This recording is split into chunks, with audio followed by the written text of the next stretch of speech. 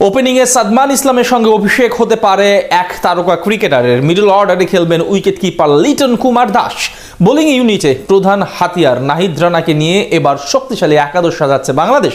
পাকিস্তানের বিপক্ষে দেখা যাবে বড় চমক। বোলিং ব্যাটিং দুই বিভাগ নিয়ে থাকবে বিশেষ পরিকল্পনা। সব মিলিয়ে মিরপুরের প্রথম টেস্টে কেমন হতে চলেছে টাইগারদের সেরা একাদশ, সেটাই জানবো রিপোর্ট। পাকিস্তানের বিপক্ষে লাল বলের ক্রিকেটে চ্যালেঞ্জ নিতে পুরোপুরি প্রস্তুত বাংলাদেশ ক্রিকেট দল।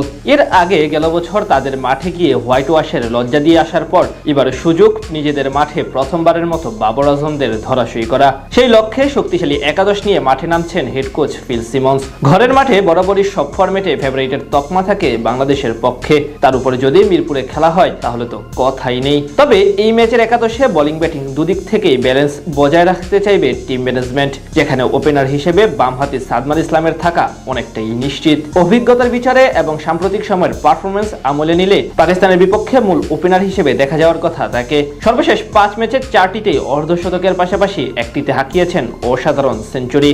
তার সঙ্গী হিসেবে আপাতত অমিত হাসানের নাম আলোচনায় আছে। নিউজিল্যান্ডের বিপক্ষে টি-20 সিরিজে নামের প্রতি তেমন সুবিচার করতে পারেননি তানজিদ তামিম। অন্যদিকে স্কোয়াডে থাকা মাহমুদুল হাসান জয়ও নেই বলার মতো ফর্মে। সেখান থেকে অমিত হাসানের অভিষেক হতে পারে এই সিরিজে বা এই ম্যাচেই। প্রথম শ্রেণীর ক্রিকেটে 49 ম্যাচে 11টি সেঞ্চুরি এবং 17টি অর্ধশতকের সাহায্যে 3650 রান করেছেন অমিত। এমন প্রতিভার কারণেই প্রথমবারের মতো সুযোগ পেয়েছেন জাতীয় দলে।